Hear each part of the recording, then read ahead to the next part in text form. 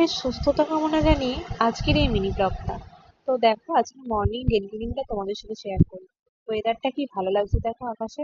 তো যাই হোক, চলো সকালবেলা আমাদের মেয়েদের যা কাজ থাকে, হ্যাঁ কোনখানে কষ্ট লাগে জানো তো, এত কিছু করার পরেও যখন কিছু কিছু মানে মানুষ আছে যে যারা বলে যে সারাদিন বাড়িতে তো বসেই আছো, কি আর করছো, বুঝবে কি।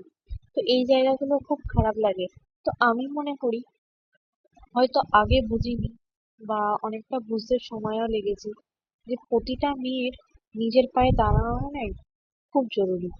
সেটা সে যেভাবেই হোক, বাড়ির ঘর সামনে রেখে অবশ্যই কিছু না কিছু সব মেয়ের করা উচিত।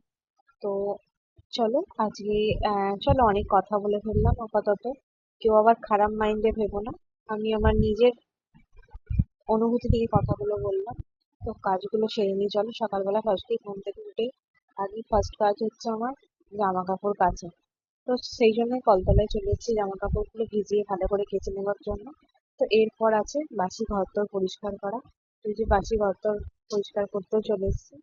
তো সারাদিন তো অনেক টুকিটাকি কাজ থাকে। অনেকের হয়তো, আবার অনেকে বলে যে কি করে, যে যা বলে সে কথায় গায়ে মেখে না। আমি না, মানে মাঝে মাঝে ভাবি যে আমি যে আমি আমার কথাই বলি, যে আমি যে কাজগুলো করছি আমি তো আমার কাজ করে রেখে আমি ভিডিও করছি।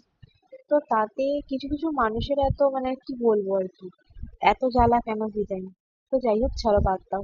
চলো নেক্সট কাজ করতে চলে এসেছি, আর একটা ঘর বিছান গোছাতে।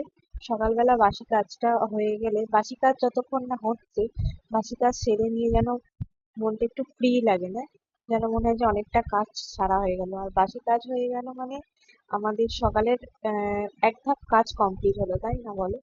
তো যাই হোক, বিছানটা ভালো করে ঝাড়পোছ করে নিচ্ছে। আমার আবার বিছান তো ঝাড় করে গুছলে হয় না, এটা তোমাদের সাথে আমি আগেই শেয়ার করেছি। তো তারপর চলো এবার চান করে তারপর নেক্সট কাজগুলো আবার করতে হবে। আমি হয়তো নিজের অনুভূতির কথাগুলো শেয়ার করলাম, সেটা নিয়ে আবার কেউ যেন গায়ে মেখো না, কারণ এটা সোশ্যাল মিডিয়া। এতে অনেক ধরনের কথা সবাইকার মানে ভালো নাও লাগতে পারে।